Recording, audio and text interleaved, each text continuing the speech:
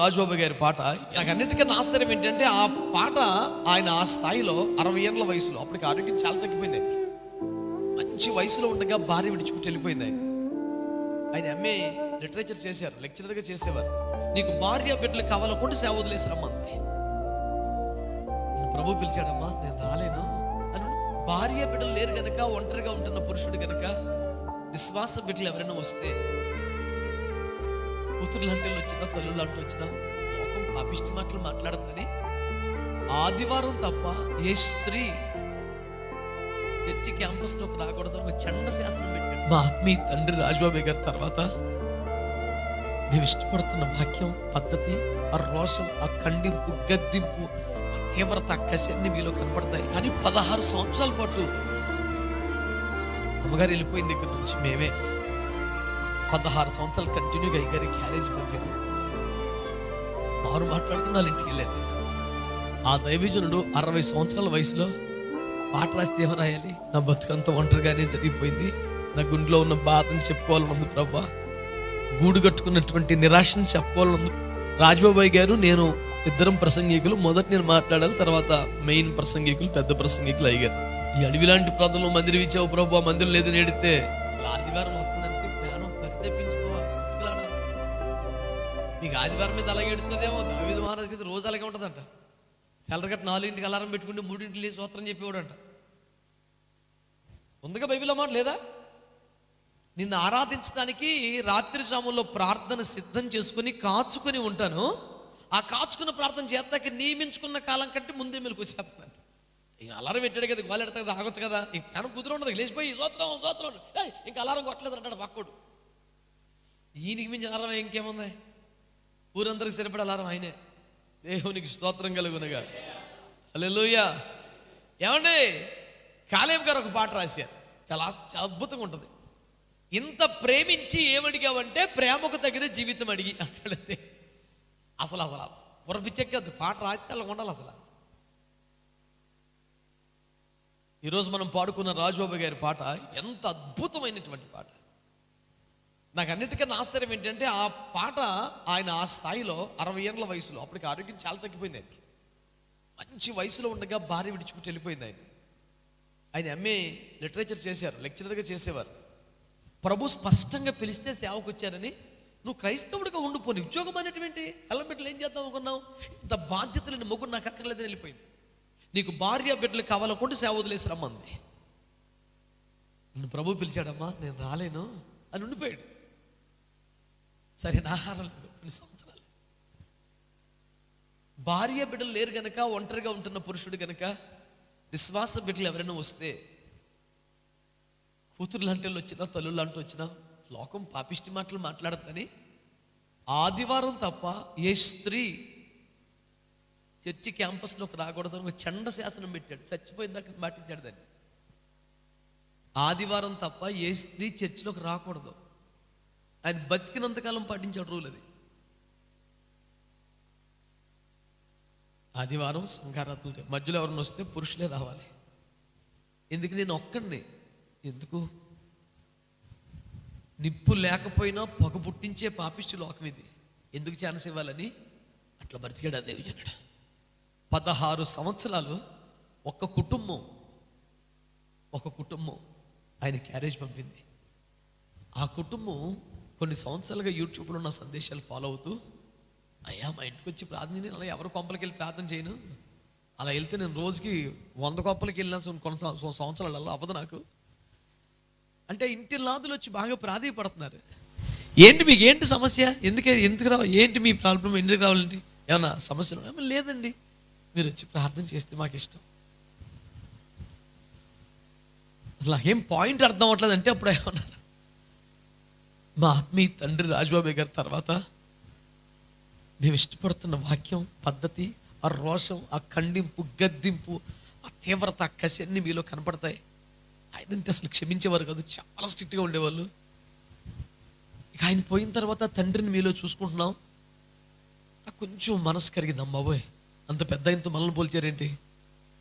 లేదమ్మా, వారు చాలా పరిశుద్ధులు, గొప్ప దైవజనులు, నేను తగను.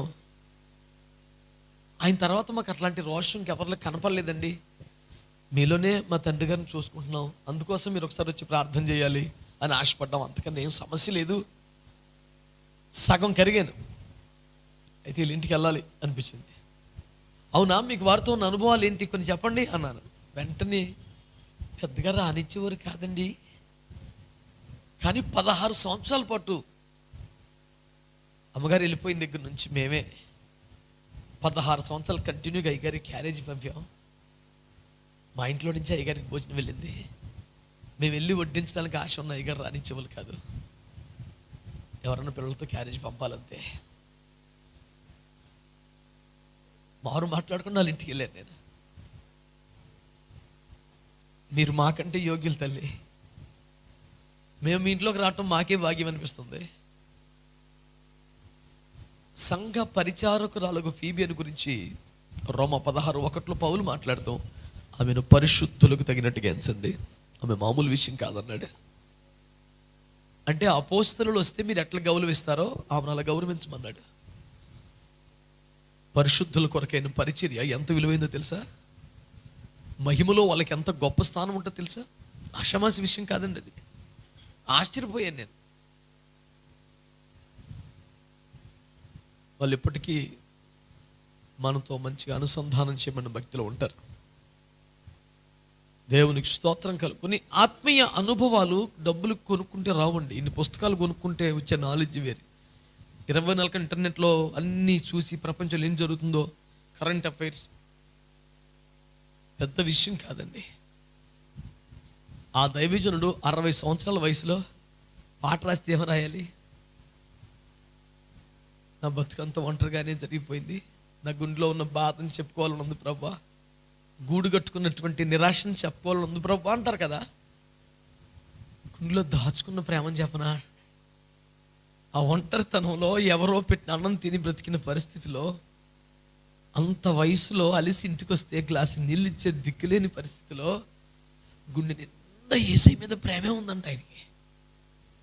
అసలు ఆ భక్తుల్ని మనం ఎలాగా అర్థం చేసుకోగలమండి? పరిశుద్ధులు. మనకైతే గుండె నిండా నిరాశ ఉంటుంది. ఈ సంవత్సరాలన్నీ ఒంటరిగానే దుఃఖంగానే బతికాను బాబు అని ఎడుతాం మహా అయితే. ఆయనకంటే గుండె నిండా ప్రేమ ఉందంట. అనకాపల్లిలోనే ఉద్యోగం చేస్తూ ఉంటుంది ఆవిడ లెక్చరర్గా. 1998 ఫిబ్రవరిలో మొట్టమొదటిసారి నేను కమ్మర దేవుని వాక్యానికి వెళ్ళినప్పుడు రాజబాబాయ్ గారు నేను ఇద్దరం ప్రసంగికులు. మొదట నేను మాట్లాడాలి, తర్వాత మెయిన్ ప్రసంగికులు పెద్ద ప్రసంగికులు అయ్యారు. అయితే అయ్యగారు రాలేదు. అయ్యగారు వస్తారనుకుని ఇద్దరు ఎదిగిన కొడుకులు అక్కడికి వచ్చారు. ఆలోచన నన్ను అడిగారు, రాజబాబాయ్ గారు వస్తారా అని. అంటే వస్తారు లేదు కానీ మీరెవరు ఎందుకంటే వస్తారా రారా అసలు అంటే రాకుండానే పేరు వేస్తున్నారా నిజంగా వస్తారా అంటే, అయ్యా యాక్చువల్గా ఆయన వస్తానని మాట ఇచ్చారు, మరి ఎందుకో ఆయన రాలేకపోతున్నారు, రారంట. అయ్యో నిజమా? ఏమైంది? వారు బాగున్నారా అంటే బాగున్నారు. ఇంతకు మీరెవరు ఎందుకు అడుగుతున్నానంటే, మేము ఆయన కొడుకులం అయ్యా, మేము అమ్మ దగ్గర ఉంటాం కానీ చూడాలని ఉంటుంది నాన్నని. ఇలా ఏదన్నా సభకు వచ్చినప్పుడు చూడాలనుకుని వచ్చాం, డాడీ రావట్లేదా అంటే నాకు చాలా దుఃఖం వచ్చింది. కేవలం సేవకు ఏకీభవించని, భవిష్యత్తు ఏమైపోద్దో అడుక్కుని తినాలేమో, వాళ్ళు ఇచ్చి నీళ్ళు ఇచ్చిన బియ్యం తిని బతకాల్సిన కర్మేంటి, ఎంత చదువుకున్నాం మేము, లెక్చరర్స్ ఏంటి దరిద్రం మాకు. వాళ్ళు ఇచ్చి నీళ్ళు ఇచ్చిన బియ్యం నీకు ఇవ్వట్లేదు, దేవునికి ఇస్తున్నారు. దేవుడికి ఇచ్చింది దేవుడు నీకు ఇస్తున్నాడు. దేవుని స్థానంలోనే ఉన్నావు, ఎందుకంత చీప్గా ఆలోచించాలి? ఆమెకు అర్థం అవ్వలేదు. ఆయన చనిపోయారు, ఆమె ఇంకా ఉంది. ఆమె వ్యభిచారం చేయలేదు, దొంగతనం చేయలేదు, మద్యపానం చేయలేదు, దేశద్రోహం చేయలేదు. కానీ ఆమెకు మహిమలో సింహాసనం ఉంటుందా? వాదిస్తే దేవుడి దగ్గరికి వెళ్ళి నేను ఎప్పుడు ఏ పాపం చేయలేదని. 4 గిన్నెలు క్యారేజ్ ఆయన ఒక్కడ ప్రాణానికి ఎందుకు? తెలుసు ఆయన తినడం జనాలకు పెడతాడని. ఇబ్రహీంపట్నంలో యెషయా గారు అని ఒక దైవజనులు ఎన్నోసార్లు నాకు సాక్ష్యం చెప్పాడు. అయ్యా మేము తిండి లేక అల్లాడిపోతున్న రోజులో రాజబాబాయ్ గారు కరెక్ట్ భోజనం టైంకి 4 గిన్నెలు క్యారీ చేసుకొని కారు వేసుకొని ఇంటికి వచ్చాడు. రేయ్ ఏం చేస్తున్నారా అంటే గబగబా కంగారు పడతా, అయ్యా రండి అయ్యా భోజనం చేద్దామండి. ఉండారా?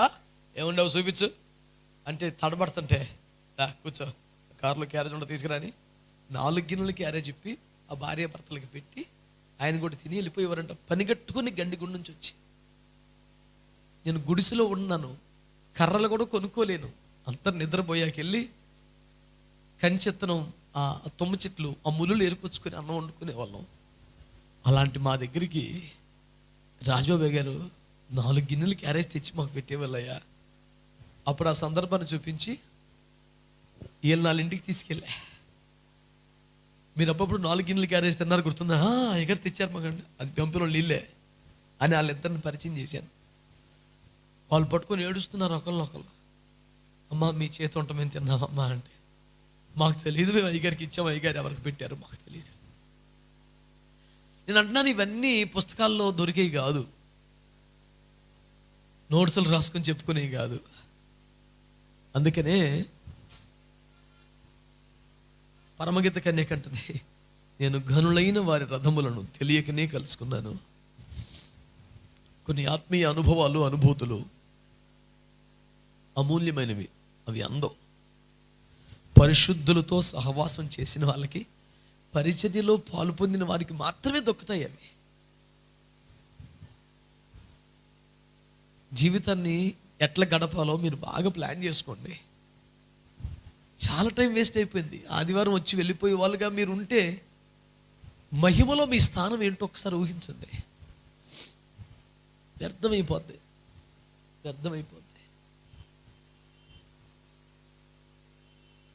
ఒకవేళ మీకు మహిమ మీద, నిత్యత్వం మీద, కిరీటము, సింహాసనం వీటి మీద ఎలాంటి నమ్మకం లేదనుకోండి, అసలు చర్చికి రావద్దు, మానేయండి, రావద్దు. నిజంగా మహిమ ఉందా, సింహాసనం ఉందా, అవన్నీ నమ్ముతారు మీరు? అలా అయితే వాటిని సంపాదించడానికే రండి. అది లేకపోతే వేస్ట్. మానేయండి. నేను చెప్తున్నాను, టైం వేస్ట్. మీ ఛార్జీలు దండగా, వేసే సందా దండగా, మీ టైం వేస్ట్. ఎలాగైనా 10 మందిని పోగేసుకొని మా సంఘం పెరిగిపోయిందని ఫోటో తీసుకొని ఎవడికో పంపుకొని సందా లెక్క పెట్టుకొని మురిసిపోయే దరిద్రంలో అయితే మేము లేవు. నాకు నా భార్యకి నీళ్లు తాగి బతికేస్తాం అలవాటే, మళ్ళీ బతికేయగలం, అలాగే ఇబ్బంది ఏమి లేదు.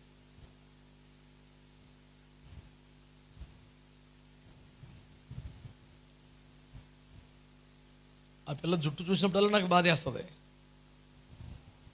తలస్నానం చేస్తాను, షాంపూ లేదండి అంటే, బట్టలు ఉతికేసిన తర్వాత మిగిలిపోయిన ముక్కలన్నీ పోగేసి తడిపేసినంత రౌండ్ ముద్ద కింద చేసి, దీంతో చెయ్యి సూపర్గా తగ్గిపోతుంది, మంచి నీట్గా ఉంటుంది, మురికి అక్కడ ఉండదేక అంటే, అదే చిన్నపిల్ల, అమాయకురాలు ఏం కాదు కదా. నా పరిస్థితిని గ్రహించి సరే అండి నేను మౌనంగా అది పట్టుకుని వెళ్ళేది. కష్టాలు, శ్రమలు మాకు కొత్త కాదు. హ్యాపీగా బతికేస్తాం ప్రభు సన్నిధిలో, ఇబ్బంది ఏమి లేదు. చిన్న పాకు ఉండేది ఇక్కడ కదా, ఫస్ట్ చర్చి మనకి షెడ్ లాగా ఉండేది కదా. శనివారం 5, 6, 4 వచ్చేవాళ్ళు కదా. వాళ్ళు వెళ్ళిపోయిన తర్వాత ఆ వైపు నా పిల్ల, ఈ వైపు నేను శనివారం రాత్రి మందిరంలోని తెల్లవారులోని ప్రార్థన చేసి, ఈ అడవి లాంటి ప్రాంతంలో మందిరం ఇచ్చావు ప్రభు, మందిరం లేదు నేడితే ఇక్కడికి ఎవరు వస్తారో, ఒక రోడ్డు లేదు, కరెంటు లేదు, ఇక్కడ ఇల్లులు లేవు, అన్ని జరుగుడు తోటలేక, ఇసుక పొంత, ఎడ్ల బండి దారిది, సైకిల్ కూడా రాదు, తొక్కలేము, ఇసుకలో దిగేసి రావాలా. క్రమక్రమంగా మట్టి రోడ్డు వేశారు, తర్వాత ఇప్పుడు ఇక్కడ దాకా వచ్చింది.